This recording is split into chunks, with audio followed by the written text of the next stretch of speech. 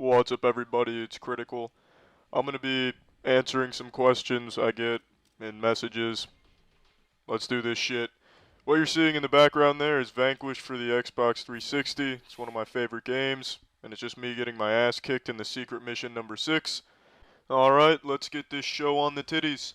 Usually when I receive a message, it starts with, I know you don't read messages, or I'm not sure if you read messages. I actually read every single message I receive on YouTube and Xbox, and that's just about all I fucking have, so I read all the messages people send me. I don't always reply to them, but I do read every single one of them, so everyone's welcome to send me a message. I will read it. Another question is, what happened to the Fun Tactics series? It seems a lot of people think I just stopped it. I didn't. I usually only make Fun Tactics for multiplayer games that I enjoy, or in some cases don't really enjoy, but play. And there just hasn't really been a multiplayer game that I haven't enjoyed, or I have enjoyed. I haven't neither have nor haven't enjoyed a multiplayer game recently, so I haven't really been thinking of Fun Tactics. However, if a multiplayer game gets released here soon, that's good. Or shitty. A shitty goodness to it, then I will start thinking of Fun Tactics again. Another question is, what happened to the Critical Versus series? Honestly, I vastly underestimated how fucking difficult it would be to do some of those boss battles. At the time I thought, for some fucked up reason, I could just skip to the boss battle recommended and fight it in a specific way. It didn't factor into my stupid fucking cranium logic processor that I would actually need to go through the game in a very specific way on a very high difficulty just to fight one boss on a very fucking strict regimen. And that was just way too fucking difficult, so honestly, I don't really see doing that again, because that's just really fucking difficult. Another question is, do I take suggestions? I do, and if you want to suggest anything like a game, or just suggest anything really, send it to me in a message. I will read it. Alright, I'm just going to answer these next two questions at the same time. Why am I not a partner, and did I go through with the charity idea? Last year I posted a video saying I'd like to get partnership and give all the money to charities. And I went through with it last year and I'm still doing it, and I will continue to give all the money to charities. So I am a partner now, and all the money goes to charities. I set up a Twitter account that shows the monthly donations. That Twitter account is Charity Critical. So you can go there and see the monthly donations if you give a shit. Now the next question is one I really want to expand on. The question is, why do I like titties and nipples so much? Now to answer this question, we need to thoroughly examine humans themselves. What is a human if it does not have a titty or a nipple? It's not a human. As simple as that. You see, when titties and nipples collaborate, they form a flawless entity. On a woman, the titties and the nipples are flawless. A woman's titties and nipples make up everything in this world. Everything in this world currently exists because of a woman's titties and their nipples. Everything is existing right now just to see titties and nipples. Like a fucking common misconception in today's society. We think the universe is expanding. That's not the case. The universe is simply trying to get closer to a woman's titties and her nipples. That is the only reason the universe continues to grow. So, in conclusion, I really like a woman's titties and nipples. In fact, I love them. Now, that's going to be all the questions I answer right now. I know there's a lot more people ask, but these questions were ones that over the past year I've gotten a lot, and I think people really wanted to know the answer to these. So, these are the questions I chose to answer. I know that I've taken a lot of shits. Actually, I shit a lot every day, so that's splendid.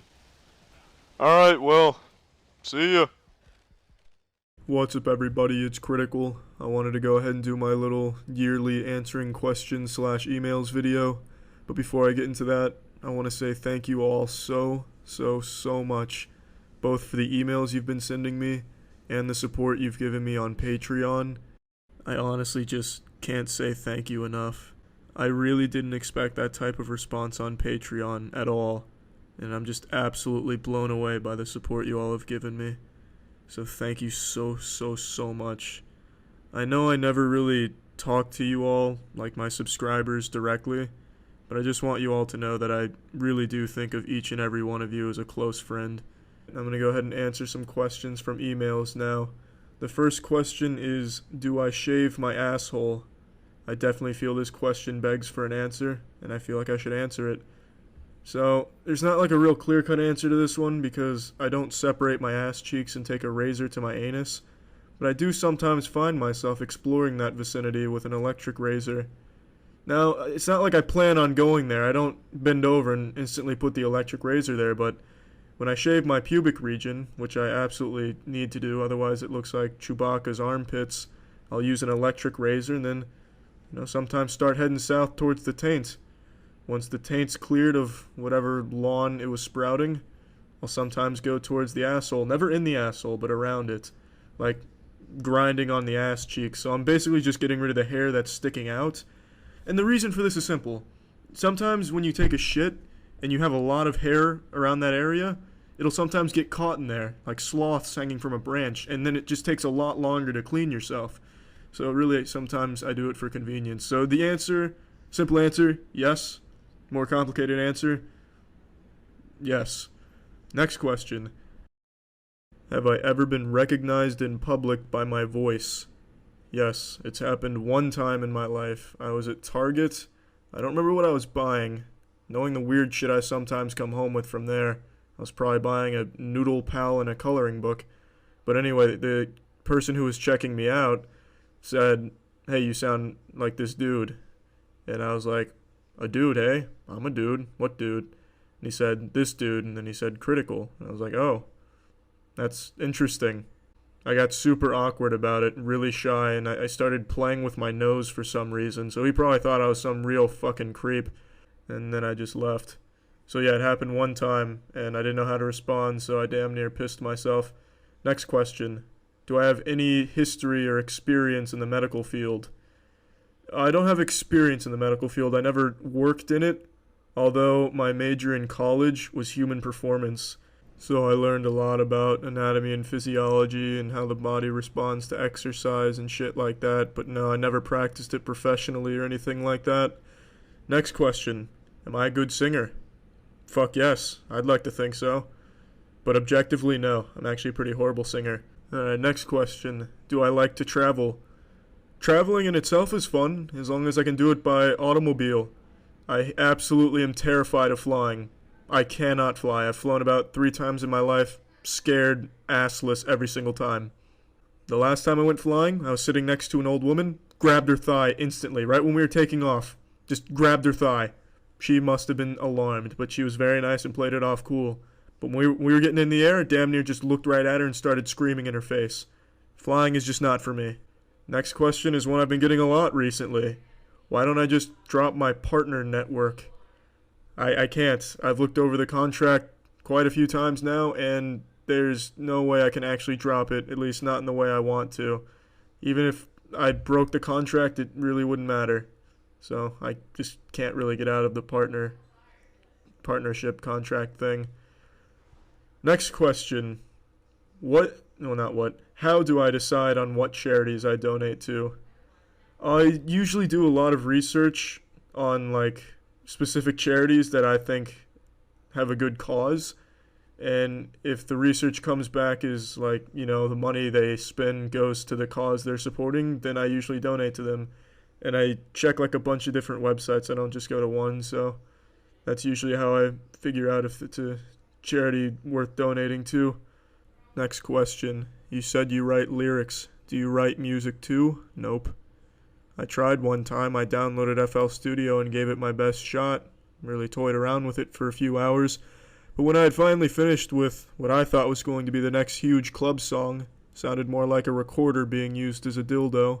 I kind of gave up on making music after that. This will probably be the final question I answer in this video. Will you ever sell merchandise of any kind? No, I don't think so. That's just not something I'm interested in doing at all. So nah, I don't think I'll do that. I didn't get asked very many personal questions over the last 7 or so months. That's probably because I answered most of the other personal questions in older videos. Not vehicles. Yes, you can find that answer in the Ford Explorer over there. But I read through all of your emails, and these questions were the ones that came up most frequently, especially the asshole shaving inquiry, so I wanted to answer them. I also made this video because I just wanted to tell you all how much your support means to me, and I just wanted to give you all a big thank you. I'm extremely lucky to have all of you with me. Hopefully I answered all the questions you all wanted to have answered, and yeah, that's it. See ya. What's up, everybody? It's Critical. It's that special time of year again. In the words of Fred Durst from Limp Bizkit in the song Rollin', you know what time it is. We all gather around the fireplace, roasting marshmallows and garlic, and listen as the most frequently asked questions I've been getting asked over the last year get answered. The first question is, what the fuck is the theme of my channel? Well, my channel doesn't have a theme. My channel's like the fucking Finnegan's Wake of YouTube channels. It's mainly just me making whatever I think will be fun to make and then posting it. Now, traditionally, I've done videos on video games. I did that for around 4 or 5 years exclusively, but recently I've been branching out and doing a lot of other different stuff because that's just what I've been interested in doing recently. I haven't been playing as many games, and I've really been diving nipples first into the deep rabbit hole that is pseudo-conspiracy theories. So yeah, there's no theme to the channel, and I like it better that way because I don't like to be locked into one type of video or one type of area. I like branching out, and I really enjoy making a lot of different things. So yeah, next question. This is one that I've answered about 2 years ago, but I've been getting what? So this is a question that I answered about 2 years ago, but I decided to answer it again because I've been getting asked it a lot recently. Why is my channel so shitty looking and reminiscent of YouTube from 2007 or the Yahoo homepage from 1998, and do I plan on making it look more professional? Yeah, I'm well aware that my channel looks like it was designed by a Cro-Magnon man, but I really don't plan on changing that. I feel like that's part of the identity of this channel. I'm not trying to do anything professional here. I'm not trying to reinvent the condom. It's just me making whatever's fun for me, and I don't see the need or understand why I would want to add custom thumbnails or custom banners or this and that all the other big channels are doing. I don't aspire to be like them in any way. I just want to keep doing my own thing and not trying to emulate bigger channels. If my channel doesn't grow as much as it could if I had custom thumbnails or a custom banner, then so be it. I don't really care about any of that. It's the most important thing about this channel and what I'm doing is that I enjoy doing it, and what I'm putting out there is what was fun for me to make. So I don't really care to make it look all that professional. Now the next question, why have I been making so many videos recently? That's a good question. If you've been following my channel for a while now, you'll know that I used to make one video a week or one video every 2 weeks, maybe even one a month. And now I've put out a video every day for this month. And the explanation's simple. I just have a lot more time. I'm done with school. I've finished college and I'm unemployed, so I have all the time in the world, and I love to create things, so I've just been creating a shitload of shit recently. Back when I really first started to make things on this channel, I was still in high school, so I had a lot of schoolwork to take care of. I had a lot of hormones rushing around. I mean, we've all been there. We all took our pants off one leg at a time and masturbated one hand at a time and stared at our dicks in the mirror for hours on end, hoping that they would grow and then being disappointed when they didn't noticeably grow. So yeah, all that took up a big chunk of time, and I just didn't have all that time to create new things. And now that I'm done with school and I'm not employed, I can not only stare at my dick in the mirror for hours on end and still be disappointed, but I can have extra time left over that I can be making things, which is what I love to do. So this also transitions into my next question, which is if I'm even looking for a job. The answer to that is no. The money that you've all donated on Patreon has been enough for me to live off of. I have my own place now, and I'm able to survive and be okay without a 9-to-5 job, which is great because I couldn't get one of those anyway. And now I can focus on doing what I love, which is creating things, and I don't have to worry about being miserable or completely stressing out about finding a job. And so I really just can't say thank you enough to all of you that have supported me on Patreon. Right now it's my only source of income, and it's able to keep me good and okay. And it's just amazing that you all have supported me like that. So really thank you so much. I really can't say thank you enough. The next question is another one I've answered in the past, but it's been asked a ton, so I'm just going to answer it again briefly. Why have I been so much more open about who I am? I've revealed my name, where I live, my face, because I made my Snapchat public. Why did I do all that? And the reason is I hit a really low point not too long ago, and a friend of mine recommended maybe being more open about who I am with everybody and showing what I looked like and how I lived my life day to day. So I made my Snapchat public, and I've mentioned that I live in Tampa, also known as America's Anus, and I've talked about my college, which was the University of Tampa, also known as Education's Anus, and I've just kind of let it all be public because I thought it would help me get through this shitty period of what I've been going through, and it really has helped, so that's why I've been more open. The next question is Professor Sad a reflection upon me or my mood? No, Professor Sad has absolutely nothing to do with anyone in reality. I just thought it would be a really interesting concept to toy around with the world's most depressed man who was a recently fired chemistry professor who only wants to die, being unable to die, and saving the world. I thought it'd be a really interesting dichotomy between shit and shit. I don't know. I just thought it'd be fun. The next question is, how did I stay motivated when I was overweight and unhappy to go to the gym and get in shape and get to where I wanted to be physically?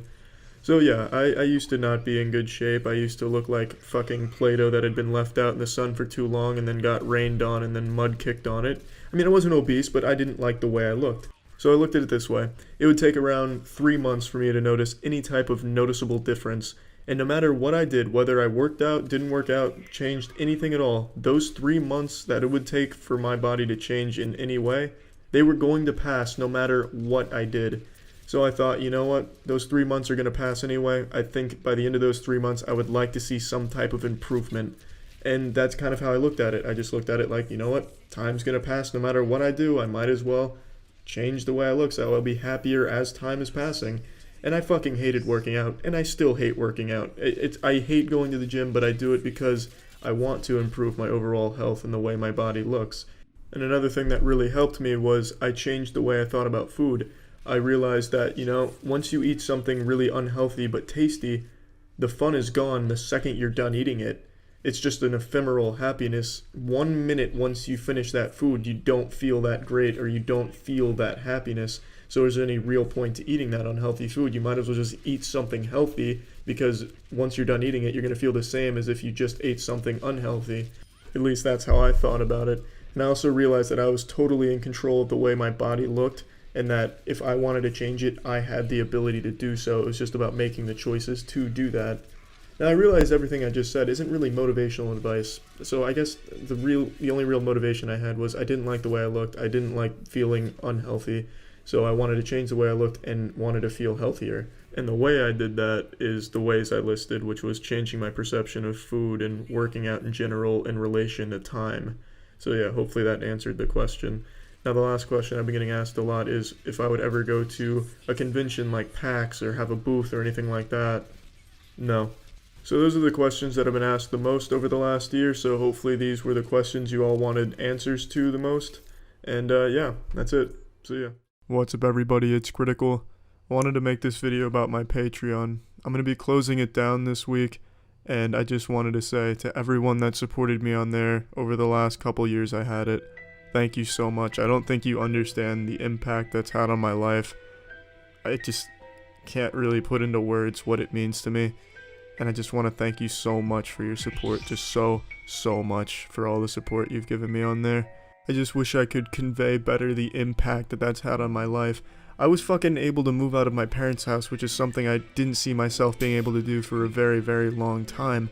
But thanks to all the Patreon supporters, I was able to get a nice little apartment where I can just hang out and just do me. I can walk around naked and lock eyes with people that are sitting around by the pool so they get more than they bargained for. I can sit in front of my window and pet a stuffed animal so people think that I'm a really cool guy. I just have a lot more freedom, and it's all thanks to all of you. Now obviously I was just kidding about sitting by a window and petting a stuffed animal. I wouldn't do that and sit by the pool and pet a stuffed animal. But the point I'm trying to make is the money you've given me on Patreon has truly been life-changing, and I can't thank you enough. Now the reason I'm closing down the Patreon is because the podcast that I run with Kaya, Jackson, and Andrew is something we're all really passionate about and would like to be able to keep doing consistently and making it consistently good. So we're launching a Patreon for that, and we're splitting that between the four of us, because Andrew and Jackson are miserable with their jobs, and Kaya, while he does love his country, is just ready for a change in scenery and wants to experience new things, and he can't really afford to do that right now. So we came to the conclusion that maybe the podcast was the answer. It's something we all really love doing. Maybe that could be a way to help Andrew and Jackson not have to be miserable, and to let Kaya see other beautiful countries in the world too. So we put a Patreon up for it. The link's in the description if you want to check that out if you like the podcast. If you don't like the podcast, that's totally fine too. We all hate the podcast ourselves, so we obviously wouldn't blame you if you didn't like it either. But yeah, I just wanted to make this video to let you all know that my Patreon will be closing and the podcast one will be opening if you want to support the podcast. But I also really wanted to make this because I really haven't been good at doing anything on Patreon with thanking supporters or anything. I don't really know how to use Patreon, and I've not ever been good at expressing my real feelings or anything because my voice is just a one-tone thing. My voice doesn't really convey emotions very well. It just sounds like the world's most unenthusiastic handjob talking at you. But I just wanted to try my best to let you know that the supporters on Patreon, you truly have changed my life. You genuinely have. And I will never be able to thank you enough. So yeah, I mean, that's about it. See ya.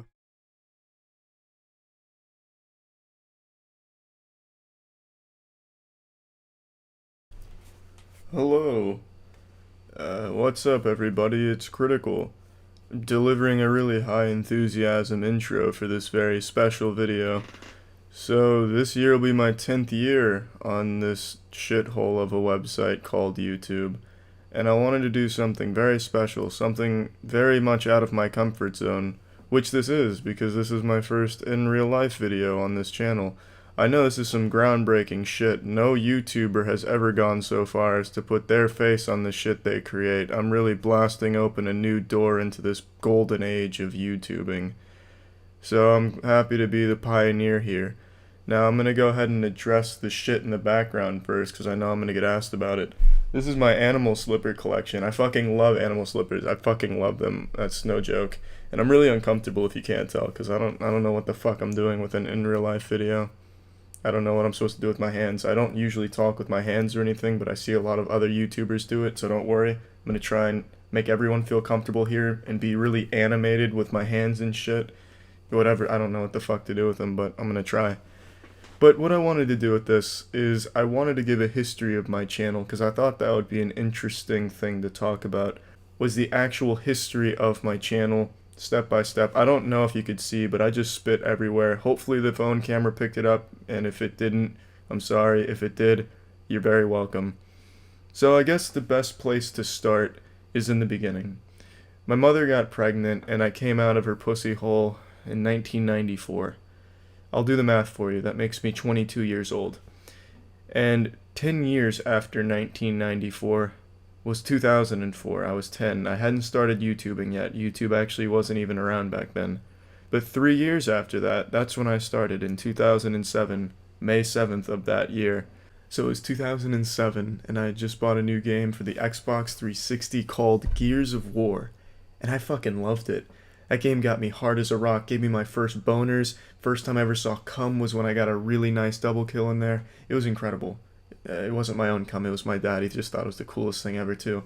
But the thing I'm trying to say is I fucking loved the game, and I wanted to get better at it, so I went on YouTube.com, which I had recently found out about because the previous year, the RuneScape Falador massacre occurred. Rest in peace to everyone that lost their gear during that or knows someone that has. It's a very scary thing, and I'm sorry for your loss. But anyway, I found out about it through that, and I went on there because I wanted to get better at Gears of War, and where else would I go, you know? YouTube.com will show you how to get pussy on Gears of War, so I went there, and I saw a video called Gears of War Sniper Montage, and it was by a guy named Nizmojo. This video is no longer on YouTube. It's probably in the fucking Smithsonian by now. That shit was legendary. And that what I saw that day, I will never forget. There were headshots after headshots. It was better than porn. I'd never experienced such childlike wonder. And I wanted to do something like that too, record myself playing the game, even though I wasn't as good as this guy. I wanted to be as good as him. So that same day, I had my parents drive me out to Best Buy so I could get a little cheap camcorder, something handheld, so I can film myself playing the game and also film myself jerking off. But that was more of a passion project and something for myself, whereas filming me playing Gears of War was more to showcase my abilities or lack thereof on YouTube. So I set it up, really shitty stuff. You know, it was a little camcorder about the size of my little pocket trumpet here. You know, but sounded about the same too. And I just got to work, you know. Started making montages on this channel here, penguinz0. Made it because I like penguins. I still like penguins. They're fucking adorable. I actually have a pair of penguin slippers right over there. But anyway, yeah, started making these montages, and I did that for about 2 years, something like that, somewhere in that ballpark. So after making montages and stuff for, you know, about a year or two, a new game called Battlefield Bad Company 2 came out, and I fucking love that too, almost as much as Gears of War. It didn't get me quite as hard though. But I came up with a different idea of, you know, maybe instead of just making montages, I could talk during it and teach people fun ways of playing the game. I already made a video where I talked before teaching people how to get an achievement in Alien vs. Predator, but that was like right after I broke my wrist and I was fucking delusional, so I don't really remember that video very well. That's a true story.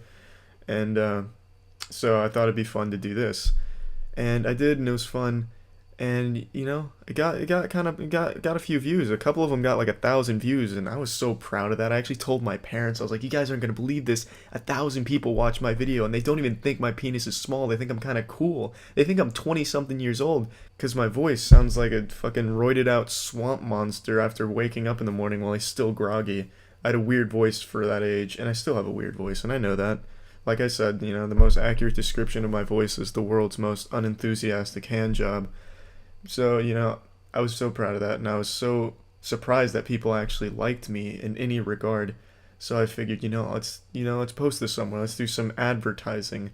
So I went on the premier video game website, GameFAQs.com. Back in that day and age, GameFAQs was like the WebMD of video games. Everyone went on there, and everyone was confused and scared. So I decided to post my shit there, and I was 100% sure everyone was going to hate it. It wasn't going to do very well. People definitely weren't going to like me, because that's just, that's how I felt about myself. I had very low self-esteem, and, I'd already talked about this, so I'm not going to keep repeating myself, but for a long time I hated myself, and I just kind of expected nothing to come of it, but to my surprise, people actually liked it. The Fun Tactics series got kind of popular thanks to Game FAQs. Shoutouts to, the 4 or 5 people still on that website. I really holds a special place in my heart. And then, my channel started to grow a little bit. I started to branch out from just doing fun tactics to just doing, videos for entertainment purposes, because I fucking started to love it. I absolutely loved it. I would brainstorm video ideas while I was falling asleep. I'd have dreams where I'm making videos, but most of those videos just consisted of bouncy titties and stuff, so it wasn't anything I could actually put on YouTube. And I just really found this passion for creating shit. And then in 2010, something incredible happened. A guy named Ray William Johnson put one of my videos, my QWOP video, in his video, where he just, talks about viral videos, even though mine wasn't. For some reason, he slipped it in there. Might have been by accident, I don't know. Most of you probably don't even know who Ray William Johnson is. Some of you were probably born after he was already off YouTube. But he used to be the biggest channel on this cesspool of a website, and when that happened, man, I was like winning the lottery for me. I can still remember that day vividly. I don't think I have smiled that hard or been that giddy since. It was such an incredible feeling. It's hard to put it into words. And then in 2012, I completely lost the passion for making videos. From about 2012 to the beginning of 2014, probably, I just hated making videos. It was just a chore for me, a hassle. I didn't like it anymore. That's when I really hit the darkest point in my life, not just, making videos, but everything. My obsessive-compulsive disorder was just spiraling out of control and really negatively affecting my quality of life. It's just a whole bunch of things. And I just didn't like making videos anymore.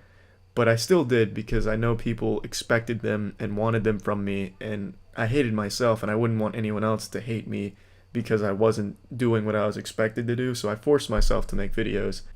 So I'd just unenthusiastically play a shit game and just be miserable playing it because I didn't want to play it at the time. I didn't really want to play or do anything.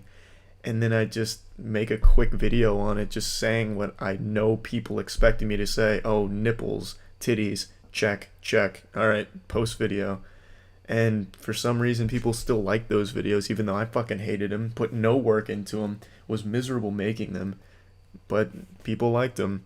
And even today, when people post a comment like, "Oh, I hate Critical's new videos. He's really lost his touch. He's so shit now compared to vintage good old Critical back in 2012, 2013, when you can just tell he loved it." Well, no, fucking, you're completely wrong. It was quite the opposite. Those videos were so forced, and I hated them so much. Man, I can't even put it into words. It was just a really shit time period. But starting in, like, mid 2014, early-ish 2014, it was my sophomore year of college, and I got with a really good group of people that became my best friends.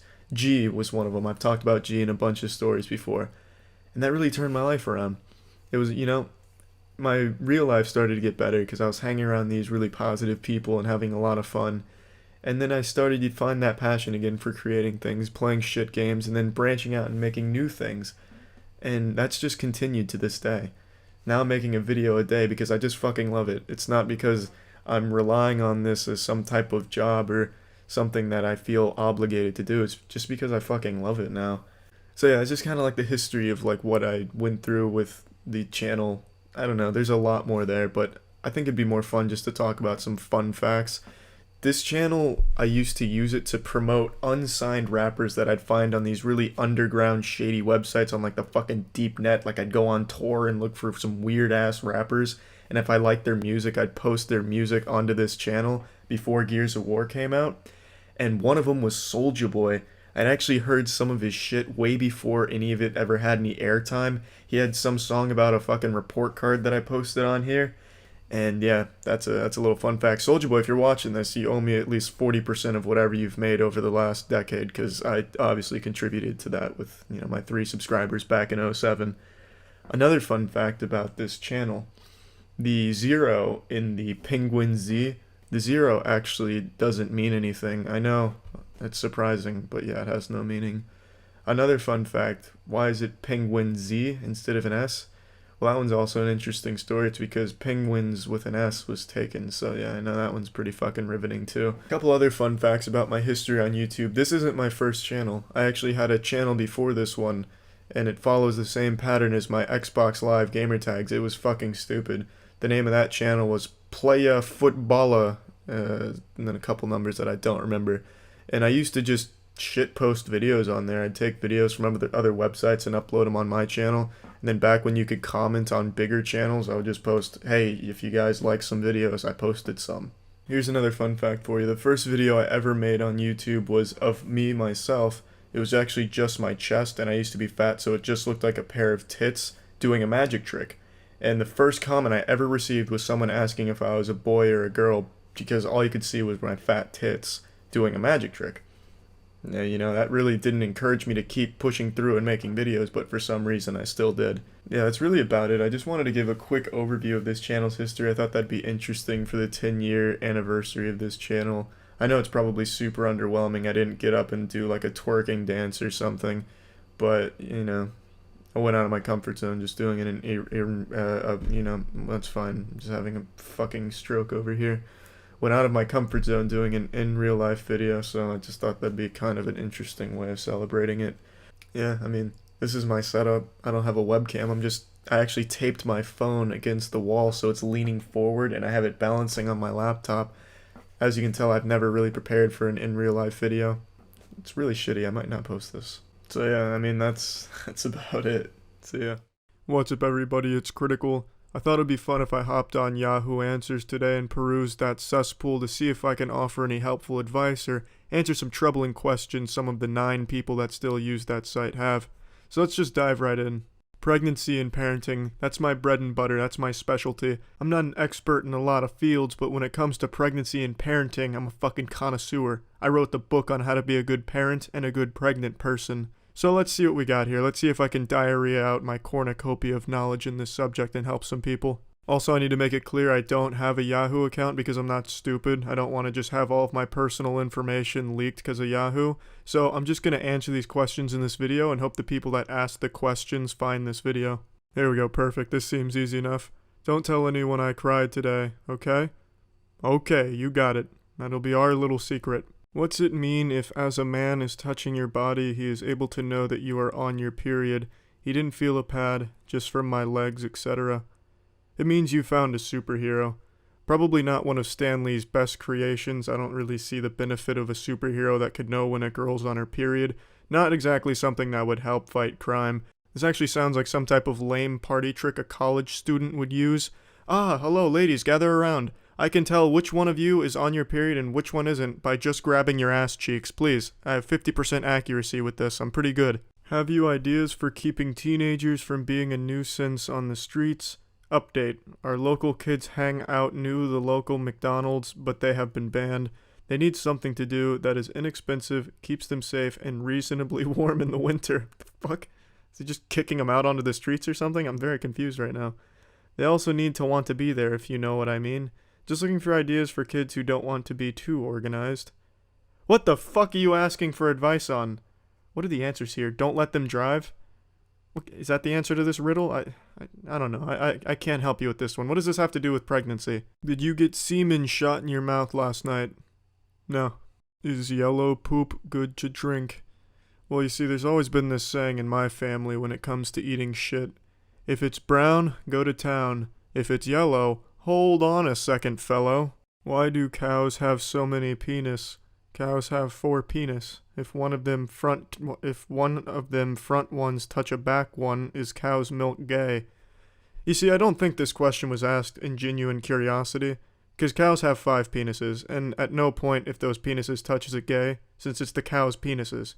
If I had 2 dicks, I'd slap them together like those thunder sticks you hear at hockey games. It's not gay if it's your dicks. The sheer amount of people asking the same question here. Did I lose my virginity? Did I get her pregnant? I was moving wiener close to vagina, touched vagina, went inside of vagina fully. I came inside vagina. Did I lose virginity? Are we pregnant? Fuck. I've seen so many of these. I want some good questions, damn it. My son calls himself Jizzle. He's 22. Is this normal? Yeah, it's perfectly normal behavior. I'm 22 and I'll sometimes call myself Turbozal. Are you disqualified from a farting contest if you poop yourself? Unfortunately, I haven't really brushed up on farting contest rules in quite a while. However, I don't think that would be grounds for disqualification, more or less just a redo, perhaps a mulligan even. I assume it's just an accident that can happen in the line of duty here, just part of playing the sport, part of the risk involved. Never know when you might gamble on the fart and lose. But, I think I've helped a lot of people here today on Yahoo Answers. Hopefully these people see this video and have their questions answered. Yeah, that's it. See ya. What's up, everybody? It's Critical. There's something I wanted to quickly dip my penis head into. I've been getting asked a lot over the last few weeks over email and other messages about how the YouTube ad boycott is affecting me. Am I still able to eat? Have I resorted to eating potato chip crumbs out of homeless men's feet webbing? And I just wanted to talk about that briefly. A lot of you know YouTube has never been a job for me, and it still isn't. So the ad boycott really doesn't do shit to me. That's the short answer to it. It's fine. All the videos I make are videos I've made purely for my own fun, not to put food on the table or anything of that nature. So I couldn't give a goat's testicle how much the videos are making. Now, just because it doesn't affect me personally, it doesn't mean I don't care about the YouTube advertiser boycott. I've made quite a few YouTube friends and it threatens their livelihood and they're going through a really rough time. And it really hurts to see the way YouTube is approaching the solution to this problem. Their approach is to drive off any content that makes anyone think, any content that is thought-provoking at all, anything that they don't agree with that advertisers may not agree with. Their solution is just get rid of it. We don't want it here. We're not going to advertise it. We're going to give advertisers an extensive list of tools that just have blanket statements that encompass a wide array of videos that should be advertiser friendly, but by YouTube's new tools, they won't be. Which will take a lot of the interesting and unique channels off of this site because it costs them money to make their videos. And their hope is they'll make more money than they put into it from the ad revenue. But that won't happen if they have rough language or any opinions that don't conform to YouTube's set list of acceptable opinions. And it's a shame. It's a real fucking shame to see YouTube going down this path. If we were still in the Bushido times, I would say YouTube must commit seppuku because this is just downright disgraceful. This is a fucking dishonor to everything that YouTube has ever stood for. So yeah, I just wanted to quickly answer that question since it's been asked so much recently.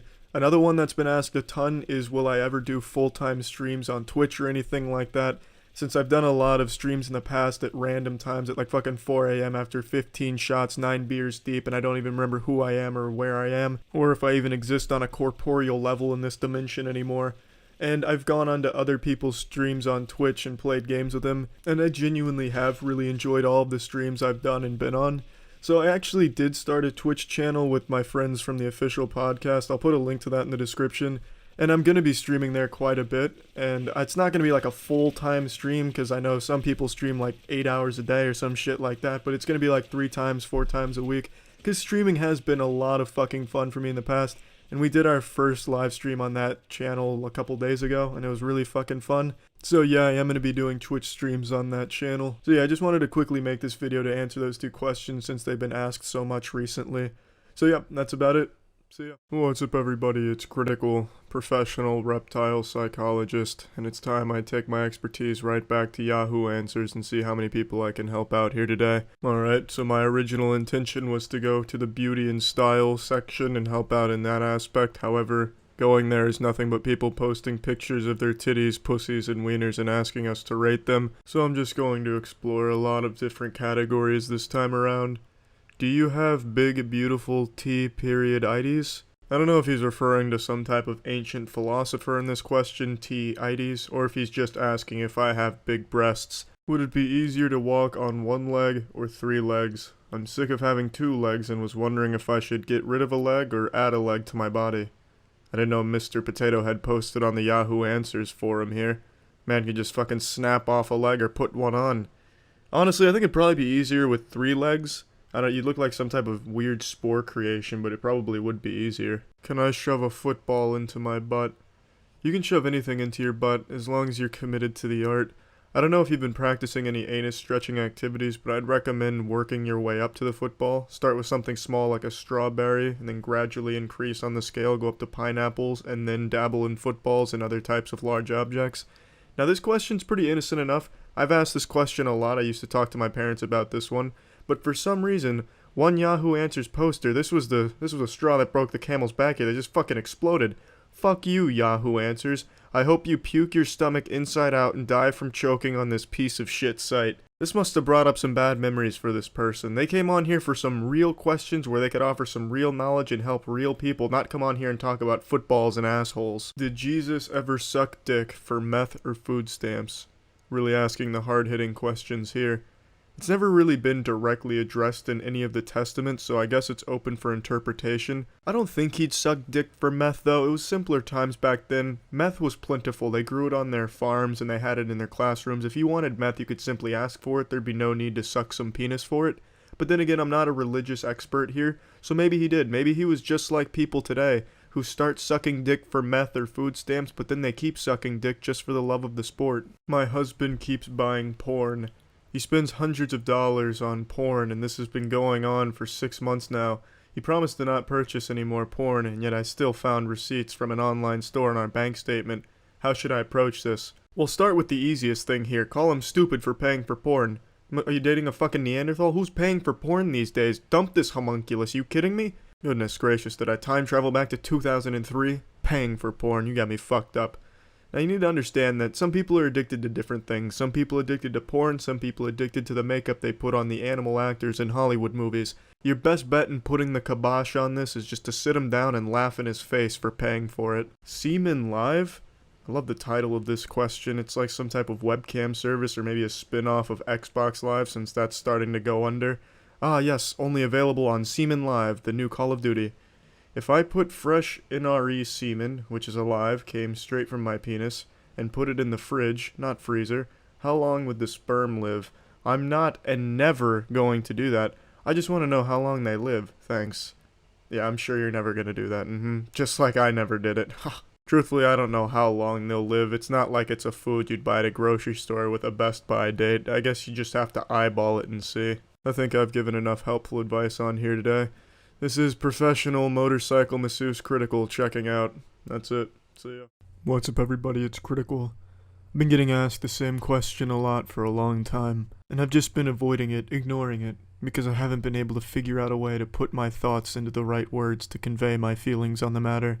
After much careful thought, consideration, determination, ejaculation, and if this was a Pixar film, animation, I think I've finally figured out what I want to say about this. But I should give you a fair warning. This may disturb some of you. It may make you change the way you view the world and maybe even yourselves. If your world has a lot of color and sound in it, perhaps my answer might take that away from you. So with that warning in mind, I'll proceed.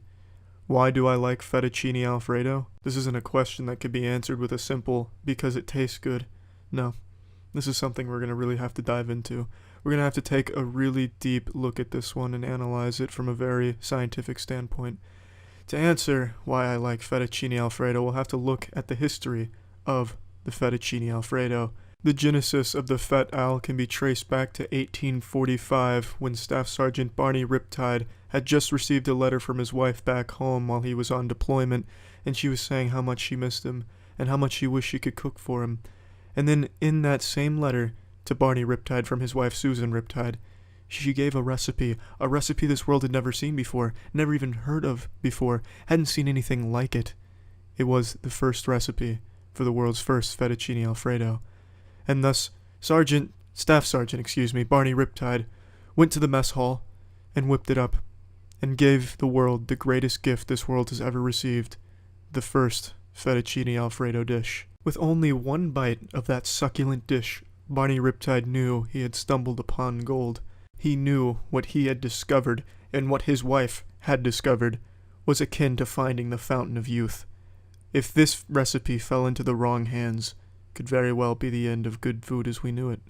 Barney Riptide knew he had an immense responsibility now. He had to patent the fettuccine alfredo technology. But alas, Barney Riptide never made it to the patent office. He was too busy enjoying his fettuccine alfredo. Word quickly spread like wildfire. People were going fucking nuts for the fettuccine alfredo. It became an urban legend. If you knew someone who could make a fettuccine alfredo, you would call them a witch. And thus began the Salem witch trials. You see, a common misconception regarding those Salem trials were that the witches were doing black magic, all types of sorcery, but what was really happening is they were making fettuccine alfredo. They were so fearful of this beautiful amalgamation of fettuccine and alfredo sauce, they didn't know what to do. They executed the heathens because they couldn't believe that something this heavenly could possibly exist without the use of magic. But some saw through this. They knew that it was only natural that this fettuccine alfredo existed in this corporeal dimension we exist in. So they took it upon themselves to make it in secret, where no one would ever know what was happening behind the scenes. And thus it began to grow even more, even faster, and the fettuccine alfredo became a very common pasta dish. The hype and history surrounding this fettuccine alfredo was lost to time, and come around 1998, when I was 4 years old, I tried my first pasta dish, the fettuccine alfredo. I wasn't told of its history, nor was I told of its remarkable taste. I was simply given it at a restaurant, and I took a bite. And that is the bite that opened my eyes for the first time. I was given my first boner that day. The fettuccine alfredo invented boners for me, and I haven't looked back since. That, ladies and gentlemen, is why I love the fettuccine alfredo. Thank you. See ya. What's up, everybody? It's Critical, and I bet you thought I forgot about it this year, huh? I bet you thought it just slipped my mind. You've been going to bed every night, sailing with a semi-chub, drifting off into nightmares because you thought I didn't remember. Well, now you can finally get some peaceful sleep because I did remember, and it is that time. That time where I answer the year's most asked questions and emails that I've gotten. So let's just dive right in. The first one is, what happened to the lesbian porn video that I exclusively masturbated to for a few years? For those of you who don't keep up with podcast lore, for a couple of years I would only masturbate to one lesbian porn video called Nice Pair of Lesbians. I was basically married to this video. I wouldn't cheat on it with any other videos. And I've been getting asked throughout the entire year what happened to it. So let's talk about Nice Pair of Lesbians. It got taken down, and to my knowledge and through research, extensive research, I can't find it anywhere. There's no re-uploads. If there is re-uploads, it's probably in like 140p, and that's just not even worth busting to.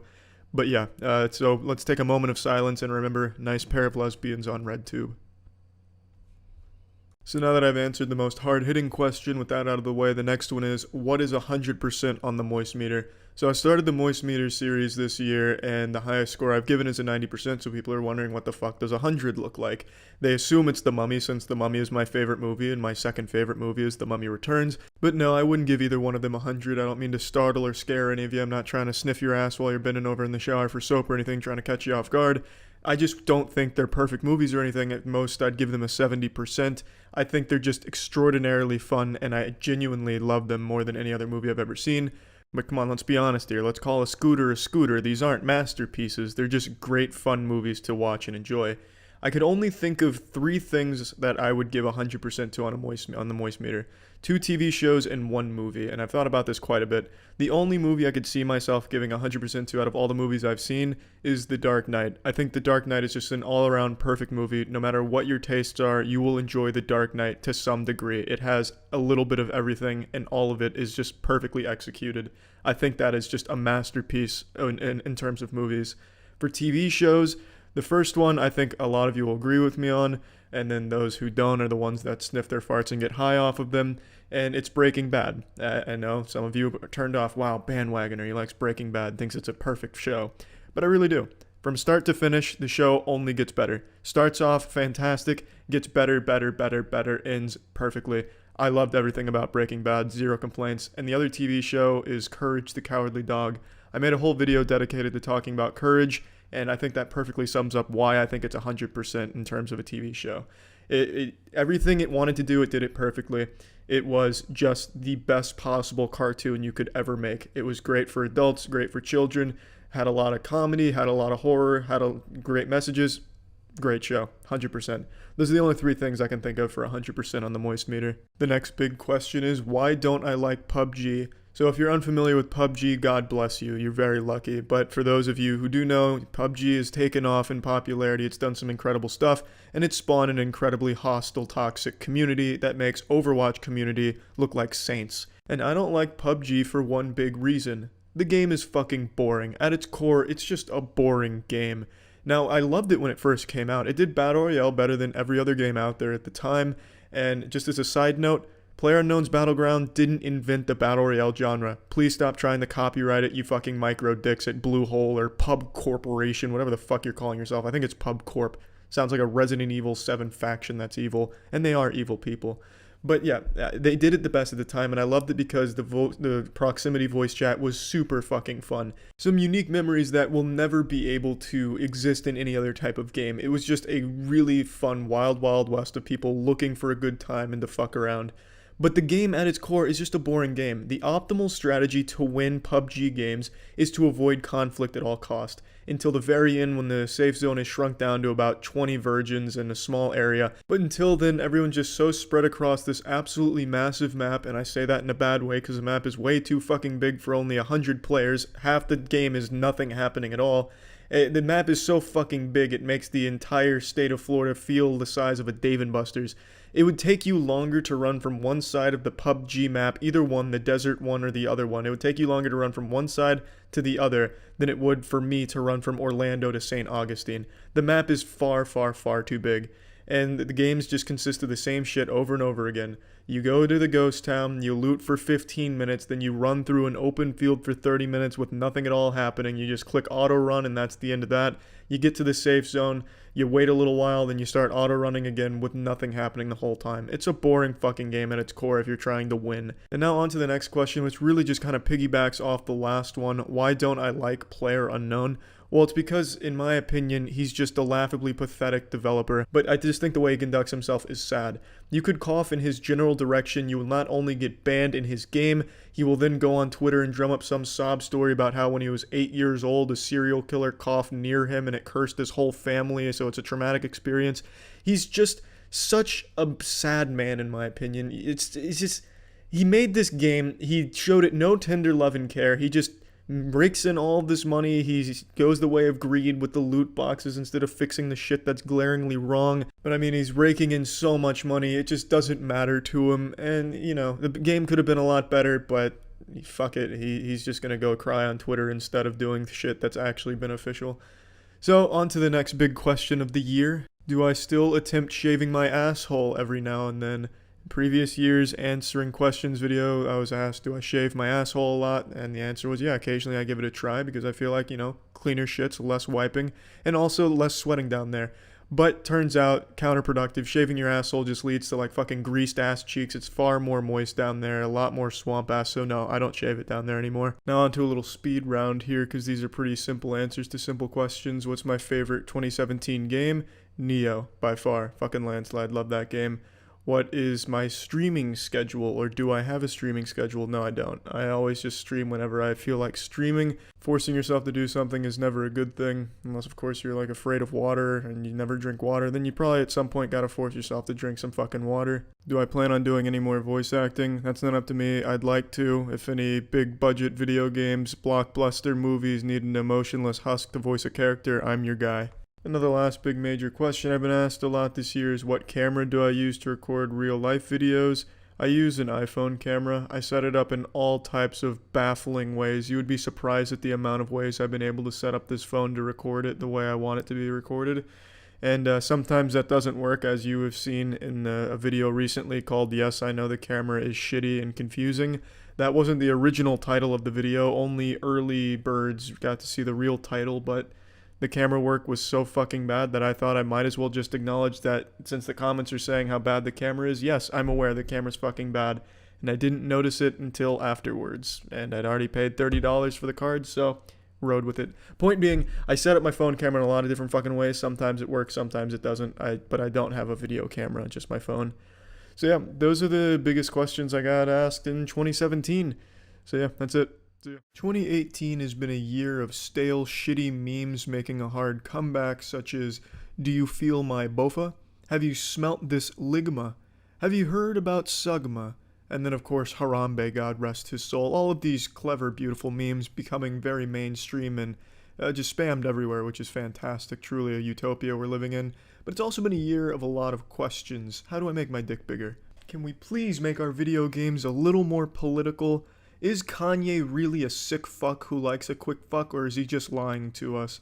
These questions being asked every day by millions of people, and for me personally, the question that I get asked the most is, why am I no longer streaming on YouTube? Why did I start streaming on Twitch? I thought you hated Twitch. Didn't you compare Twitch to Satan's filthy asshole? And you swore that you would extract vengeance on it like the Dark Knight saving the world from the evil Twitch? So I figured I'd make a video answering that question because I get asked that so frequently. Now, the majority of you probably didn't even know that I ever streamed. I've been streaming on YouTube for like the last 2 years, but you probably didn't know that because YouTube kind of hides notifications, like fucking Mr. Krabs hiding the Krabby Patty secret formula. They very rarely ever sent out notifications when I streamed. That's fine, that's not a big deal. But I did stream on here for about 2 years, and I heavily criticized Twitch over the last 2.5 years, so I can absolutely understand why people would be confused with this plot development in season 3 of the streaming anime here, so I wanted to address it. Now, with Twitch, every video I made criticizing them, I still stand behind. Everything I talked about then was a huge issue at the time, but I talked about this on Twitter a few months ago. They've been making huge improvements in addressing the problems I talked about and just improving the service overall. And the biggest thing with Twitch, what really drew me to it, is the communication. When I was thinking about going from YouTube streaming to Twitch, I was able to contact higher-ups at Twitch staff, whenever I needed to get questions answered, get problems solved. They were very responsive and very helpful. Whereas on YouTube, you can't talk to anyone there. There's no fucking communication at all. I'd be better off writing my problems on a rock and throwing it as hard as I can and hoping someone at Google catches it. I would have better luck hiring a spiritual medium to communicate with my dead great-great-grandfather than talking to a single human being that works at the YouTube headquarters underground Area 51 secret facility. They are unreachable, which is just super shitty and unhelpful, especially when you have as many problems on the YouTube platform as they do. So I was given a content contact at YouTube like 5-6 months ago, and we talked a couple times and they seemed like a very well programmed android, but then I received a fraudulent copyright strike two or so months ago, and I sent this contact 4 or 5 emails over the course of 2.5 weeks, and I received no responses at all. And this really infuriated me, and this is why the lack of communication is so detrimental, because it was a disgruntled YouTuber who got upset. I hurt their feelings a bit, and they filed a completely bullshit strike on me. It'd take a 5-year-old 3 minutes to look at that claim and laugh at it and then go tinkle in a toilet and then dismiss the entire fucking case because it was silly from start to finish. But YouTube couldn't respond to me. They just chose not to. My content contact was wiping her asshole with my emails or something. They're just ignoring me. It was as if we had just swiped right on Tinder on each other. And we talked a couple times, but then they lost interest in me and just leaving me on red kind of as like a fucking joke. So I have this problem and I have no way of solving it. So I ended up having to go through a lawyer to talk to the guy and get the strike just settled off platform. Even though if YouTube just manually reviewed it or my content contact escalated it, it would have been solved within a day. And it was so frustrating because a strike on YouTube is a super fucking big deal.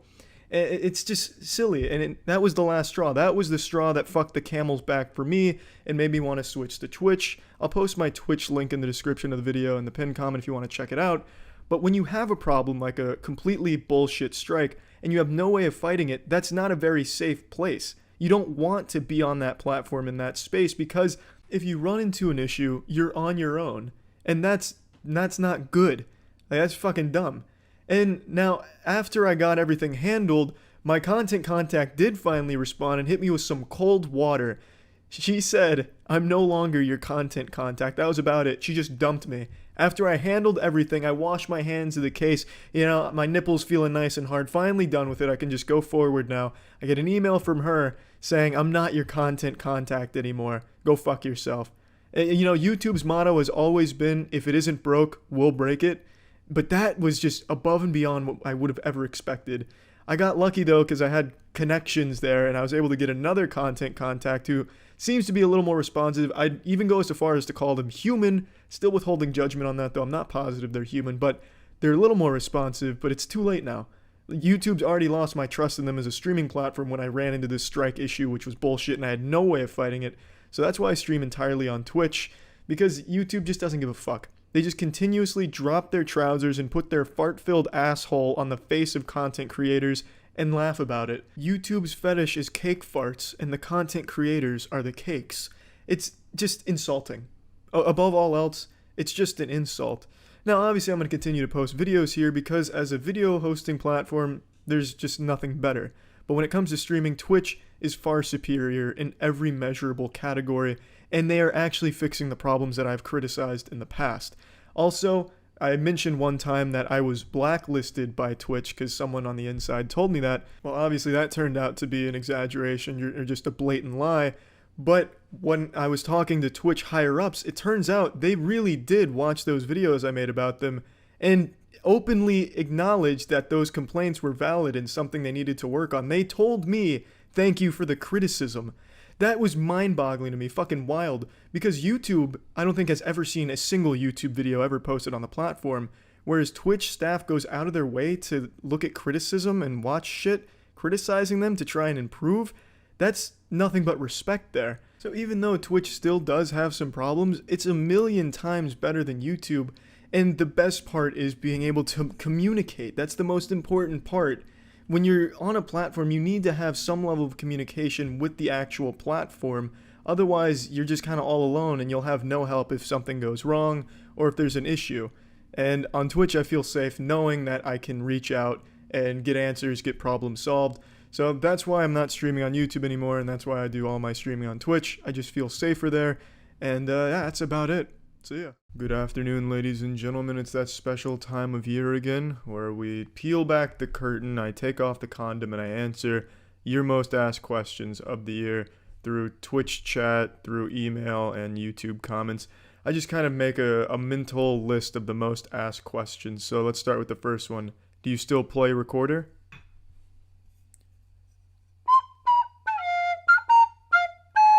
You tell me.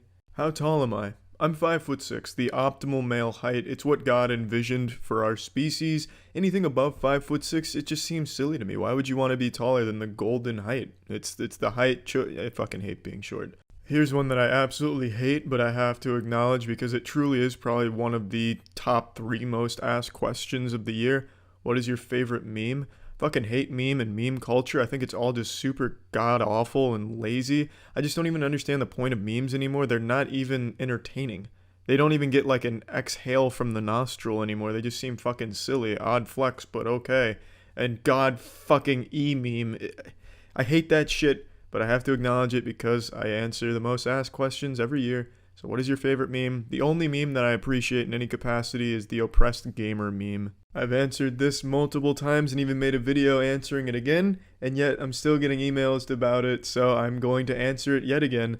Where do you stream now, since you haven't streamed on YouTube in a while? I stream on Twitch now. But wait, I thought you fucking hated Twitch.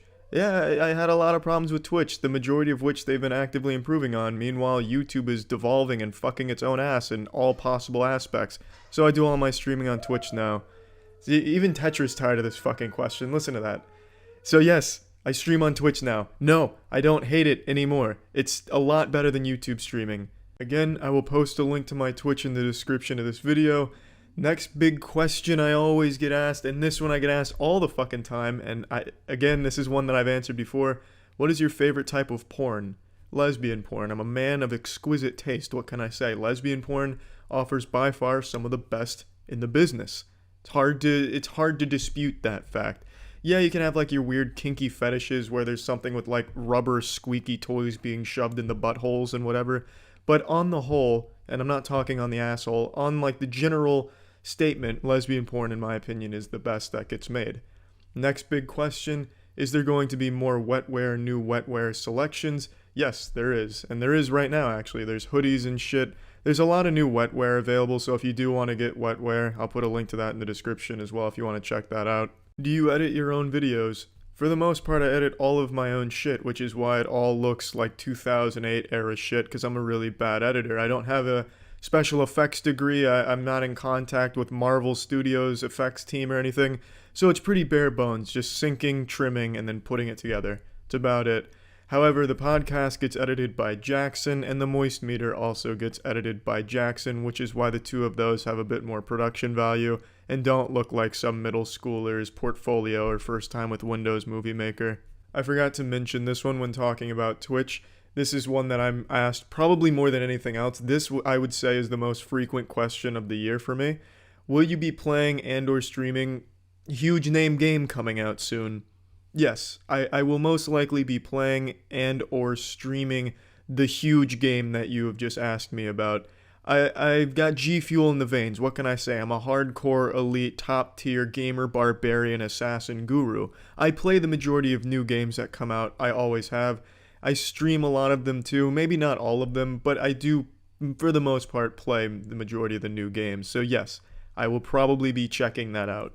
What advice would I give to a college kid? I don't know why I'm always turned to for advice when dealing with college matters and the social aspect of college, especially after I already made the video talking about how I spent an entire year of my college life, my freshman year, pretending to be an anime mysterious guy who was one step shy of having his nipples pierced and wearing assless chaps to appear different and unique. I don't know why people would turn to me for the social aspect of advice in college, but regardless, the advice I would always give someone is don't be weird. Don't be weird. Now, don't misunderstand what I'm saying. I'm not telling you not to be yourself or to just be like some carbon copy cloned of every other fucking douchebag in college. I'm saying don't come on too strong and fire on all fucking cylinders. Go in there full mast, full erection, blood pouring to your throbbing member, gloating about your favorite hentai to someone you're just meeting for the first time.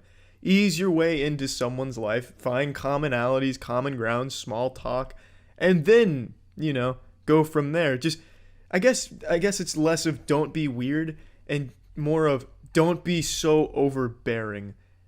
Well, I guess just don't be weird. I still think that's the best fucking advice. Don't be weird when you're first starting to meet people or trying to carve out your own identity in a new space. This is one I don't really understand, but I'm always asked. Are you ever going to do more of the real series, real videos? And I don't get that because it's not like I ever stopped. I just don't call them the real and then product name. They're just infomercial dubs. The only reason I ever called it the real series is because I was too fucking lazy to individually name those videos. But now I name them. Nothing has changed. I still make those. I just don't call them the real because it's a stupid fucking name, really. Why are you afraid of flying? As most of you know, I'm afraid of flying. Why am I afraid of flying? Well, it's fucking scary to me. The thought that if something does go wrong and it can't really be fixed in the air by the pilots or anything, I'm super fucked. There's not a whole lot I can do in that scenario to help myself. My seat can be used as a flotation device? Oh, fantastic. That's splendid. I'll make sure to cry into that as the plane fucking explodes. Oh, an oxygen mask, huh? Oh, great. I can stay conscious a little while longer as the plane fucking nosedives so that I can continue to see it coming. Fantastic. There's just not... It's the lack of control should something go wrong, and the lack of anything else to prevent it. Like, I'm helpless in that scenario. I can't, like, hop onto the wing of the plane and then, like, take, like, a fucking master key to it and start turning gears or a wrench to it and start fixing shit. I'm fucked. It's over at that point, and I hate that thought. Just having it be entirely in someone else's hands, and should it go wrong, being completely powerless to try and fix it. And it also being 100% fatal should it go wrong. It's fucking scary. Flying is scary. You're insane if you fly. You're a fucking mad lad if you fly. I respect you. I respect that a lot. I can't do it. It's fucking scary. I've done it like 10 or so times, and it's fucking terrifying every time. Another big question that I get asked every year: why is my YouTube channel Penguins, what I call myself, Critical or Charlie? The channel's 12 years old-ish. I made it when I was very young. I didn't put a whole lot of thought into it, so I just called it Penguins because I like penguins. I still like penguins. And then it was Critical because that was my Xbox Live gamer tag. I changed my Xbox Live gamer tag to that, and I like the sound of it, so I went by that as well. And then Charlie's my actual name. So I got a lot of fucking aliases out here. I'll answer one more big one. Why did you give blank this score on the moist meter? It's truly the best thing humanity's ever made. How could you possibly think it was anything under 100%? The moist meter fucking sucks. You fucking suck. Fuck you. Well, I gave it that score because I thought that's the score it deserved. That's typically the story behind it. There's no, like, hidden meaning behind it. I just kind of try to grade it objectively speaking. Or I guess you can never really be fully objective with things. You're always going to have your own personal biases in there, I suppose. But I do my best to keep it objective. And I thought that's the score it deserved. I'm sorry to have spit on your beloved property, but one thing I've learned, when you start reviewing something, you open yourself up to such hostility from the fanboys of that area. For example, the best one I can pull from immediately is Rockstar. People blindly follow Rockstar games and will always support them no matter what type of anti-consumer business practices they employ, and even if the games really aren't as good as they made out to be. Red Dead Redemption, I gave an 80% to because I feel like that's what the game 100% deserves with its shortcomings and its incredible innovation in the field. I think it's a very good game, a game that I would highly recommend to the majority of people.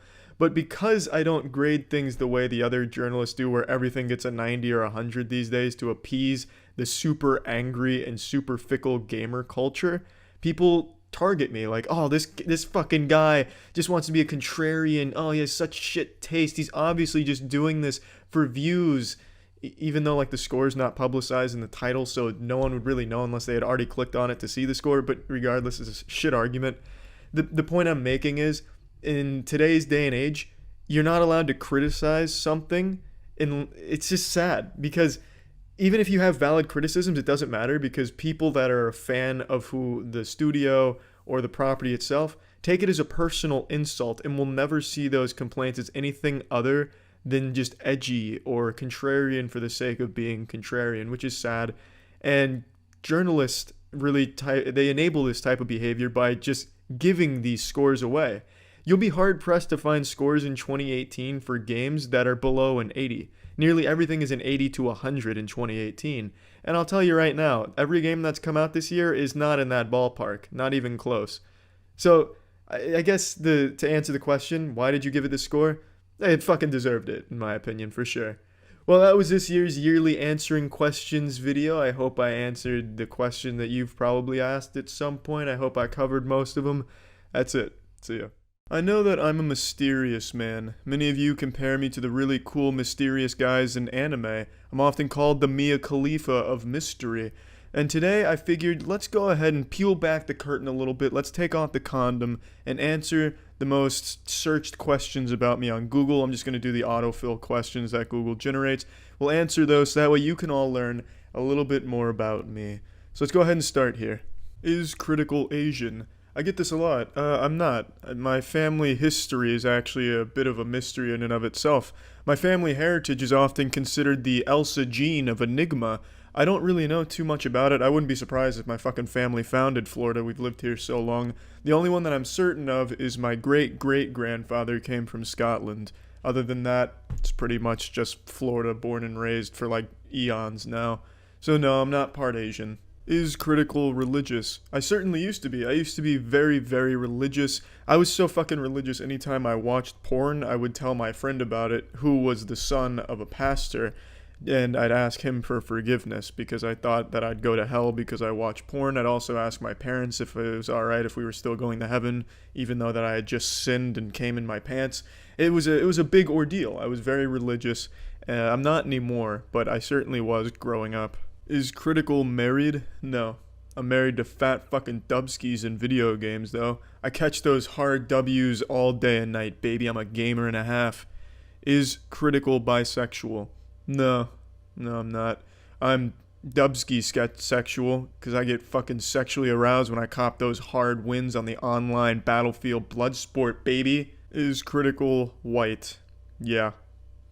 Critical is hot. That's so sweet. You're such a fucking sweetheart. Thanks for that one. What is Critical's Twitch?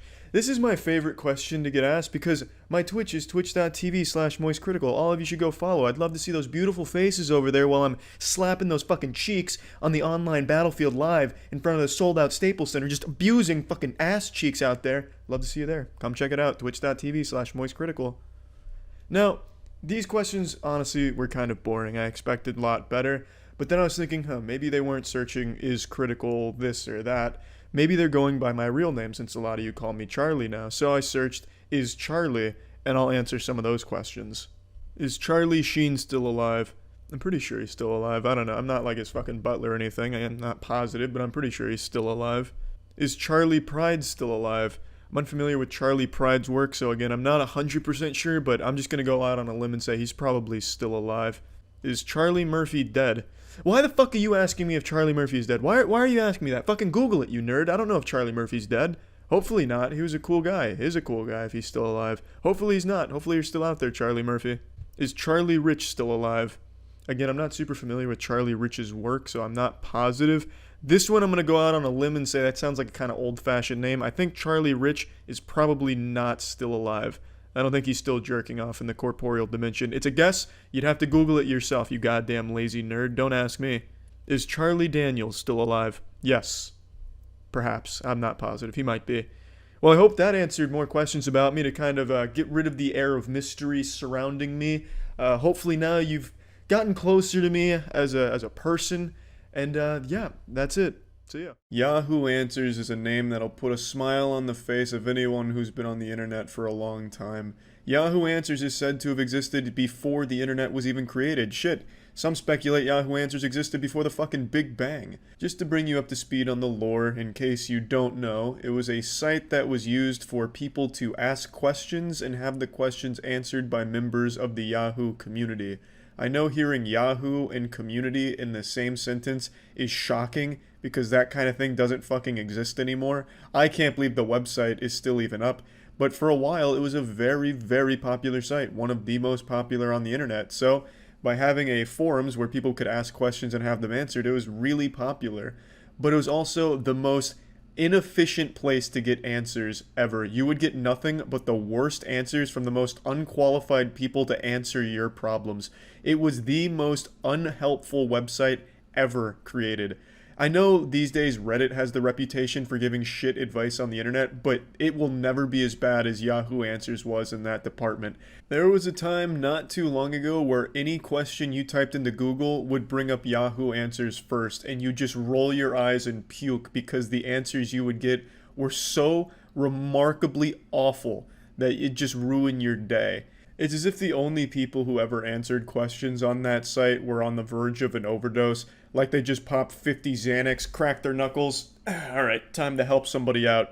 Go on there and just slam their fucking head on the keyboard, passing out, and then that'd be their response to the question. I've made videos going through Yahoo Answers shit before, as well as other viral videos that popped off covering these questions, such as like how is Perginant formed in Curse of the Weggy board, which was people misspelling Ouija and misspelling pregnant. And it's just like this horrible, not just misspelling those words, but the questions were some of the dumbest shit of all time. So the website's always been well known, and unfortunately on May 4th, they're shutting the site down for good. They're pulling the plug on it. They're taking it behind the barn and putting it down. And it's really fucking sad to see it go. It's been a staple on the internet for a long time. Even before I started making videos, I would go on Yahoo Answers, like on the school computer, and just read some of the goofy shit and giggle with my friends.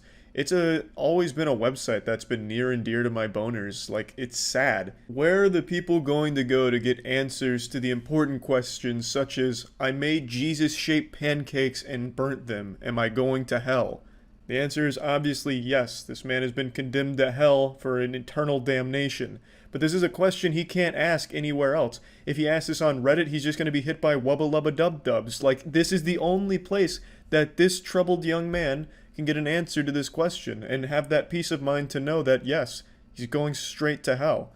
It's just a shame because there are still people that use this site. In fact, I was on it just a moment ago and people are still asking some brain busters and asking some really important questions to help better their life. Is it okay to date a woman with a high IQ, 120 plus, if my IQ is around 80? The answer is no. You're too stupid for her. You're a fucking idiot compared to her, and you should not even be near her. You shouldn't even look at her, in fact. You probably make her sick. Your IQ is too low. How do I get rich? The answer: find something you are good at. Get the education/training necessary to perfect your skills. Work at it 60 to 80 hours a week for decades, and you will be rich. Everything in life has some sort of price tag. If you're willing to pay that price, you get the reward, whether it is money or love. Classic Yahoo Answers with the absolute dog shit advice. You want to get rich? You start selling pictures of your feet on OnlyFans. How do you promote your OnlyFans feety pics? You post about it on Twitter. And how do you get traction on your Twitter? You try and capitalize on some outrage that's going on. It's a foolproof strategy to put money in your pocket. Today I got rejected 11 times at the mall. Why is this always me? Well, first of all, asking out 11 different people in a single mall outing, you're doing everything right. So it's not you, it's them. Clearly, society has trained the people that you're trying to ask out to not like a nice guy. So my advice to you would be, A, pump up those numbers. Asking out only 11 people, it's not enough. You're going to need to at least double, maybe even triple that in order to increase your chances. And you're going to want to change your entire persona. Stop being such a nice guy.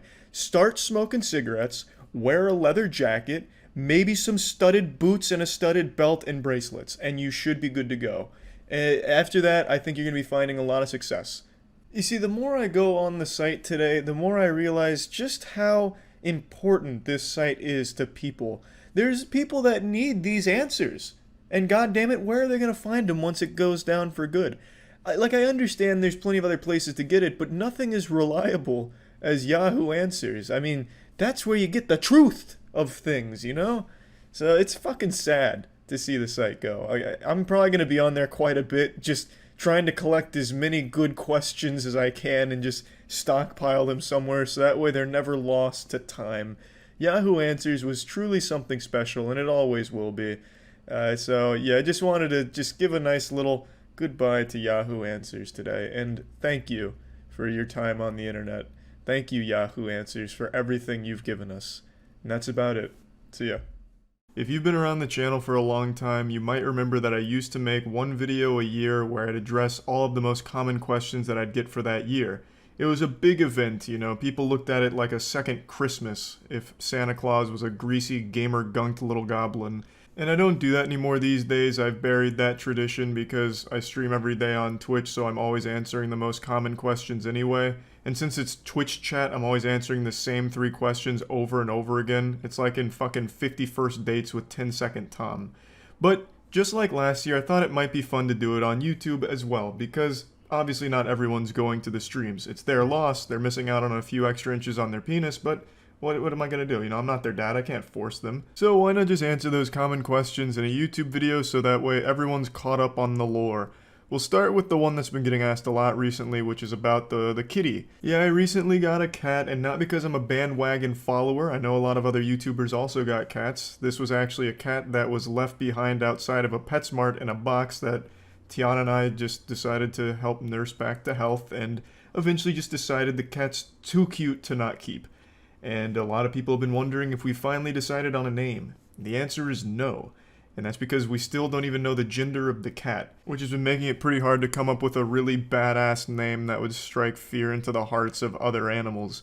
As I mentioned before, the cat was unfortunately born with a birth defect in its ass. I forgot the name of it, but fundamentally, like, the colon doesn't really connect to the anus, or it's extremely narrow, and it's a very serious problem, but we did get the surgery and the cat's been doing better, but because of that, it's been really hard for any vets to properly gender the cat. I didn't know this, and maybe because I'm a big fucking stupid idiot, but cats don't have, like, visible testicles when they're that age. I just assumed all cats were hanging dong, but I guess that's not the case. The proper procedure is to go into the ass to figure out the gender of the cat, which, because of the problem the cat was born with, has made it really difficult, so we still don't know the gender, so still haven't really decided on a name. This next question is one that I've been asked every year, a million times a year, since I became a little more open with all of you with my face and a little bit about me. It's, why are you so short? A real brain-bustin' goofy one. Yeah, I don't know. I guess I'm just cursed. I got unlucky. Osmosis Jones stunted my growth when I was 14. I don't know what you want from me. I don't know why I'm short. It's not like I enjoy being short. I'd prefer to be taller. I think that'd be great. But it's something I have absolutely no control over. Someone gathered all 8 Dragon Balls and made a wish that I'd be 5'6", and god damn it, that's where I've stayed since I was like 16. It is what it is. Me going outside and angrily shaking my fist at the clouds isn't going to do anything to help me get taller. I don't know why so many people ask so many questions about me being short. I suppose I'm just a circus freak at 5'6". I don't know. But I've answered this every single year for like 6 years now. And I can't wait to do it again next year. While we're on the topic of repeat questions, this is one that I also always get asked is, why am I so negative? I just disagree. I'm not negative, pussy. You're the Debbie Downer, not me. I'm not negative about things. I just am not like a completely brain-rotted zombie consumer who just accepts everything with a big smile on my face and like says it's perfect. The things I like have flaws. So even my like favorite things, like The Mummy, my favorite movie, I know is not the best movie ever made. There's plenty of things wrong with The Mummy, which I can point out and still appreciate the movie as my favorite. Like, I just subscribe to the belief that nothing's perfect, and you can always talk about the shortcomings or flaws and things that you might like. You don't have to just write off, any problems with something you enjoy because you enjoy it. You can still talk about them while also still enjoying it. I just don't think I'm negative. I really don't. I'm not looking for the bad in things. I just talk about the good and the bad in things as much as possible. Unless, of course, it's an extreme case like Fantastic Beasts: Secrets of Dumbledore, the newest one.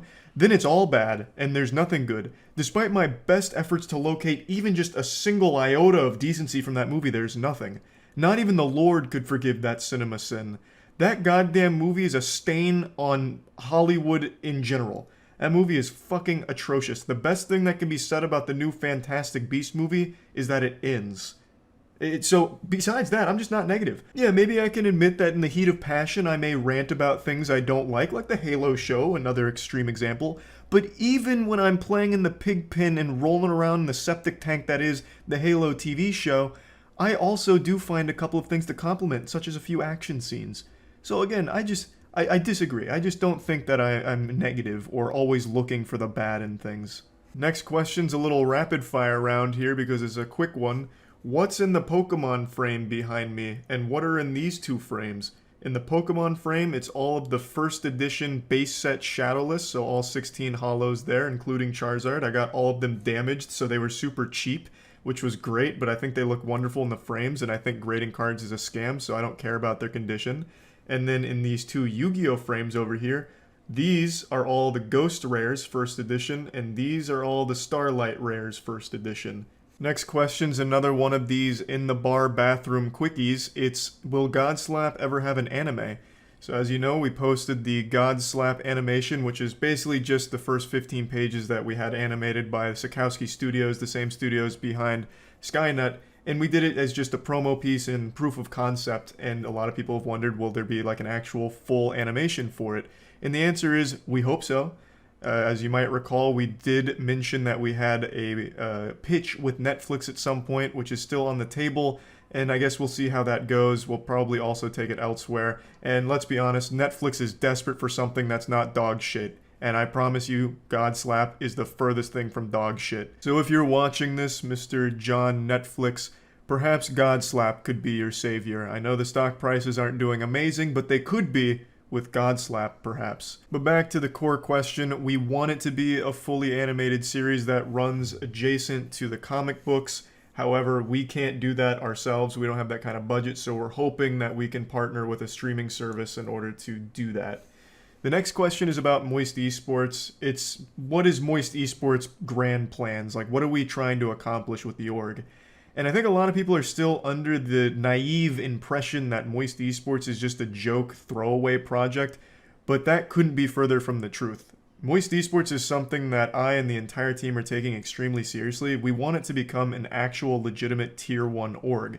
And I honestly think we're getting pretty close. We're knocking on the door. We are the danger. In fact, just today, our Rocket League team won both their series and guaranteed themselves a spot in the London Major at the end of the month. We have one of the best Rocket League teams in the world. We're also guaranteed a spot in the Rocket League World Championship coming up in August. So we have one of the best squads in Rocket League. We have some of the best fighting game players, best Smash players, best Guilty Gear, best Brawlhalla, and we recently got a Splitgate team who's also one of the best. So we've got a whole fucking lineup of superstars here, and yes, we do want to expand into other games like CSGO, Valorant, Dota, League, all of those big staples, the games we enjoy watching and would love to be in, but right now it's a little too expensive for us, but we do have those plans down the road. It's something we want to do. We're extremely hungry, and the only thing that can satiate our appetite is giant fucking dubskis, huge world championship wins. And this leads directly into the next frequently asked question, which is, can I join Moist Esports? Absolutely fucking not, you swine. Moist Esports will find you. We're like Nick Fury. We recruit in the shadows, and only the best in the world. But I do always really appreciate people that get excited about Moist Esports and show interest in like wanting to compete for us. It really is meaningful. This next question is one I'm also pretty sure I answered at some point, but I can't remember if I ever did it in a YouTube video, so I'm just going to do it again to be safe. Why is Moist part of like my name on everything? And it all started in college. I got a Wii U. Yes, I was one of those fucking suckers that was scammed into buying a Wii U, and I bought it for my friends and I to play at our dorm. And I had to come up with a cool name for our little me avatar, and Nintendo has extremely strict profanity filters, so I couldn't make anything too, like, outrageous, and I eventually came up with Big Moist, because I thought it sounded silly and stupid, which was the vibe I was going for with the name, and I ended up just really liking the name Big Moist. So then I ended up making my personal Snapchat account Big Moist, and so my friends would use that name when talking about like the Wii U and me sometimes, and then I just ended up just really liking the word moist for everything. So that's how that spawned what it currently is today. This next one's actually kind of deep, and it involves a time in early college that I've talked about a lot where I pretended to be a mysterious anime character and it failed me socially. I became such a weirdo that people were afraid of, and I'm asked, how did I finally get out of that? How did I, achieve self-awareness and leave that disgusting arc in my anime behind? How did I get over it? And the answer is I surrounded myself with actually socially adept people. So in my early college days, I commuted to college. I used to just go from my house, my parents' house, to college. And I didn't spend a whole lot of time around a lot of people because they were rightfully fearful of me because I adapted such a weird image where I wouldn't talk to people and I'd scare them. I'd put the fear of God in them. But coming around into like late sophomore year, I decided I was going to live on campus because I thought it would be good for me to be constantly surrounded by other people so I could absorb their social information like a fucking sponge. And it worked. I got lucky enough to room with random roommates that all happened to be like actual party-going, popular people, and I was able to learn from them. Fucking taking notes in the bathroom like a dweeb, coming up with how partying works, and it ended up breaking me out of this anime zone that I had trapped myself in. So I was able to escape it, not under my own power, but because I made the decision to learn from other people and surround myself with people that were better at socializing than I was. And they were actual angels. They were nice enough to take me to parties with them as like their little Padawan, and I was able to suckle from their bosom and learn from them. I'm forever in their debt for being nice to me and actually taking me to parties and to meet people and stuff. Because without them, I would probably still act that way in public, like that loser I was in the first year and a half of college. Let's pick up the pace here, increase the BPM. Will I ever fight in a YouTuber boxing match like Creator Clash 2? No. I don't feel confident fighting anyone over the age of 12. I don't want to get hit. I'm afraid of getting hit, but I'm confident that I could beat anyone 12 and under because I think I could just have a flawless victory where I would be able to brutalize them without them actually being able to land any hits on me. Next up, why am I afraid of flying? Well, it's because if something goes wrong and the plane crashes, everyone dies, and that doesn't sound turbo cool to me. It sounds pretty awful. And I understand the statistics. It's pretty rare for something like that to happen, but it doesn't change the way I feel about it. I'm still afraid of it. Another easy layup here, why am I not afraid of horror games? And it's because I've played so many of them, I just never really get unnerved anymore. I never get startled by jump scares, except for very rarely. But that doesn't mean I don't enjoy them. I still find horror games to be silly and fun sometimes, but yes, I don't get scared by them because pretty much every modern horror game that gets released is a carbon copy of every horror game before it. Almost all of them these days are walking simulators where you're collecting different pieces of lore or different keys or different pieces of a puzzle in order to escape something while being chased by something. It's all the same formula that I've seen a million times, so by now I'm just pretty numb to it. It just doesn't scare me, and it never really has, except for when I was younger. I'm sure there's quite a few questions that I missed, but these are the ones that were top of mind for me, so I imagine these were the most common ones. But if there's anything I didn't get to, I'm sure I'll answer it on stream tonight anyway. So anyway, yeah, just wanted to do one of these again because I think it's always at least fun to just go over questions that people have. And yeah, that's really about it. So yeah.